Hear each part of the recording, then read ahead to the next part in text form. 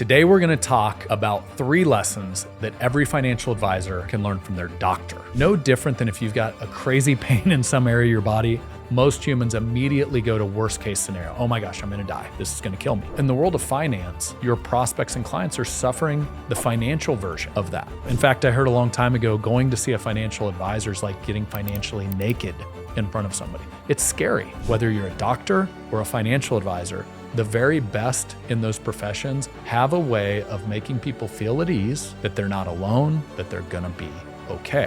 What is the solution that you put in front of your clients? That brings us to lesson number 1 as a financial advisor. Imagine this. You move into a brand new town and you wake up one morning and you can't move your elbow. Severe pain. You're like, oh my gosh, what's going on here? But you don't have a doctor.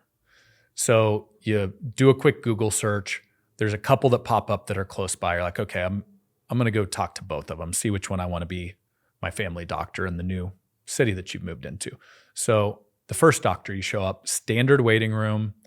You get walked back to the examination room, standard examination room, and the door swings open. The first doctor walks in, barely looks up and acknowledges you.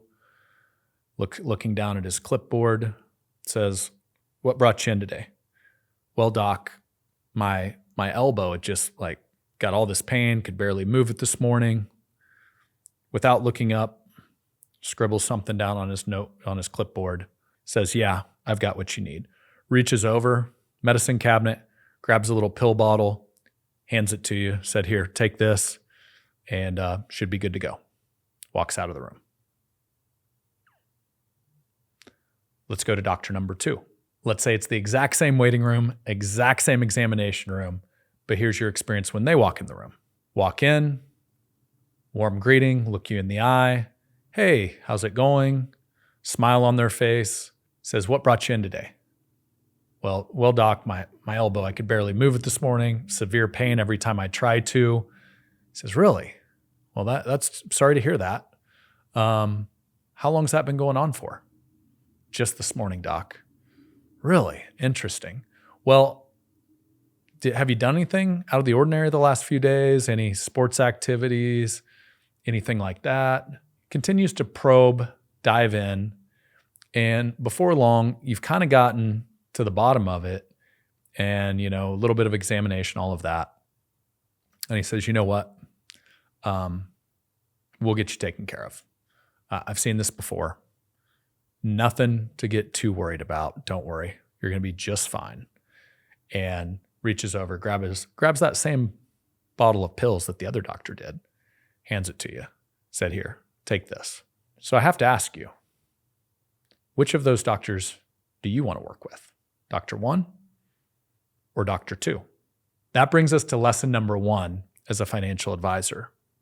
You have to diagnose before you prescribe, also known as seek to understand. And one of the things that I've seen is how this applies to finance and being the best version of a financial advisor you can be.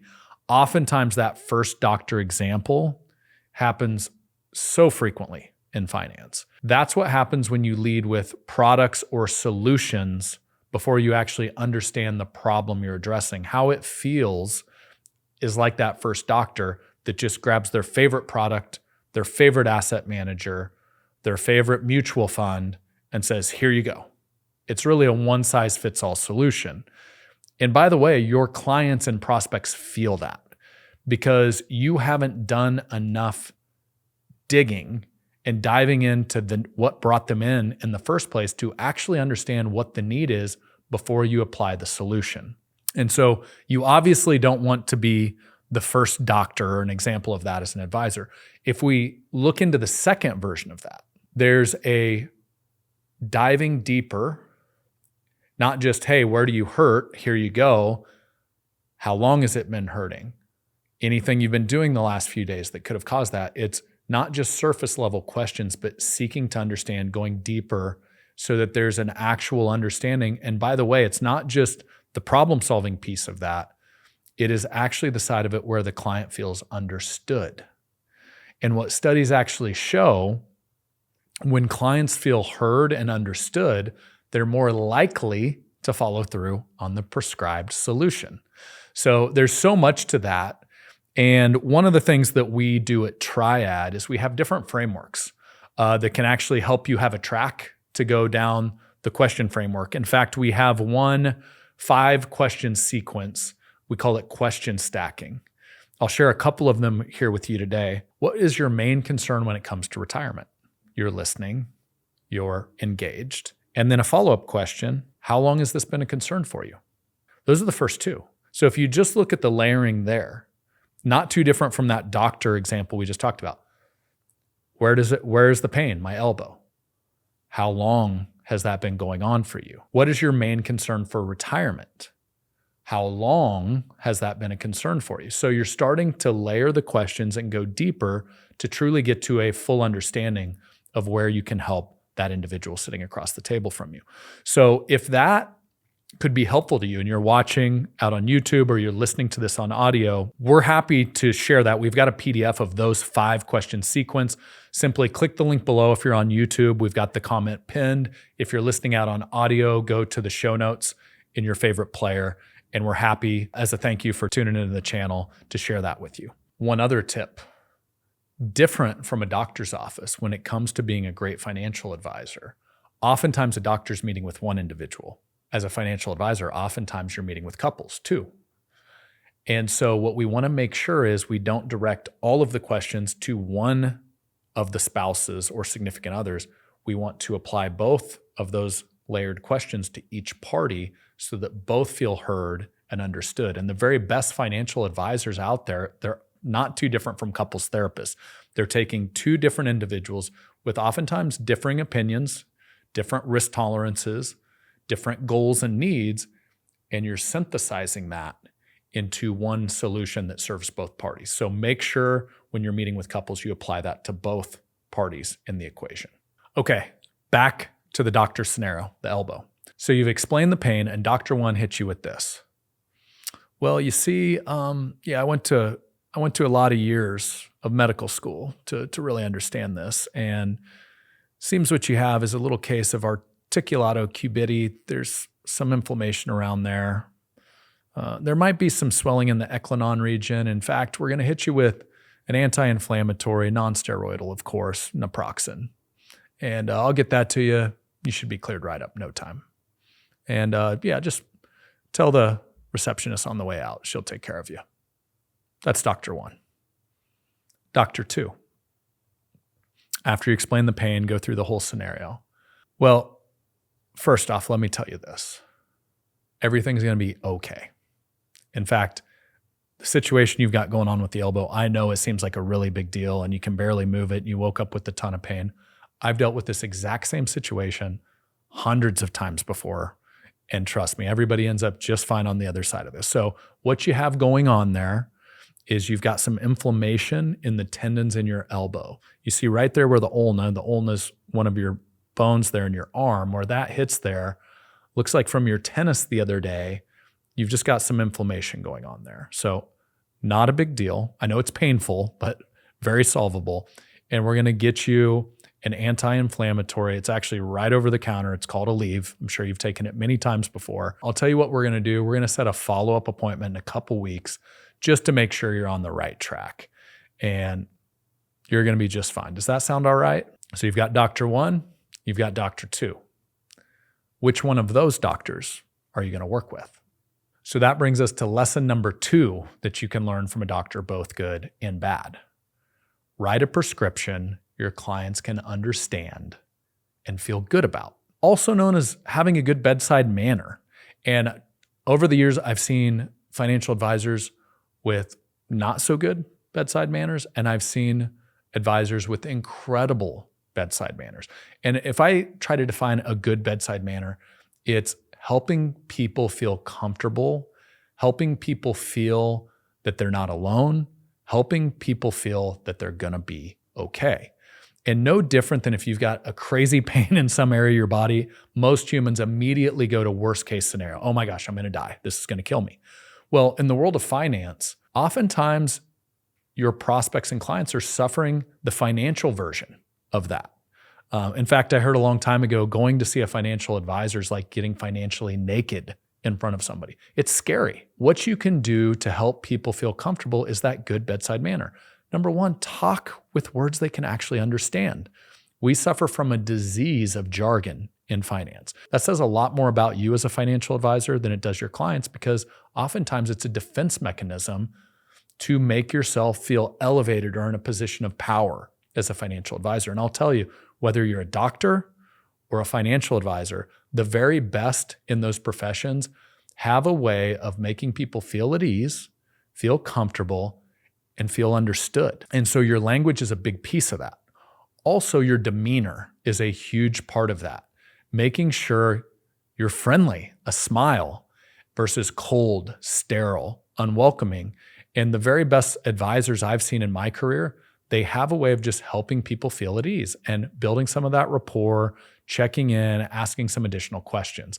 It makes all the difference in the world when it helps people feel secure, connected, and safe. Another piece of this is, what is the solution that you put in front of your clients? No different than jargon. Oftentimes these monstrous financial plans, like as thick as the Bible, with tons of charts and numbers and graphs, versus a one-page simple solution, easily understood, that's another version of a good bedside manner and helping people feel understood. So one of the things we see the very best financial advisors use is not super complicated financial planning software. Now, that doesn't mean they're not building with tools like eMoney, Money Guide Pro, that are obviously very heavy duty, very complicated financial planning softwares. But what they're doing when they explain the problem and the potential solution to a client, they're keeping it much simpler. So think about another industry, the Bowflex, health equipment. How are all of these products sold? Before and afters. Fat and unhappy, buy our Bowflex. Oh, weird. Miraculously, a few months later, you're shredded. And so if you think about the lesson in that applies to this same concept we're talking about now, simplify the complex. And you can do that in financial planning. You say, hey, here's where you are today. Here's your frustration, concern. Here's where you want to go. Back to the delivery of the solution, you want to make sure to keep it in an easily understood package. Frameworks are great. We have multiple frameworks we coach on at Triad. Things like planning and asset allocation philosophies, safety, income, growth. A very simple whiteboard allocating assets for set needs that's easy to understand whether you're a fifth grader or a retiree. Things like a tax triangle where you can understand different tax classifications and how to utilize putting the right money in the right spot to minimize taxes in an efficient way.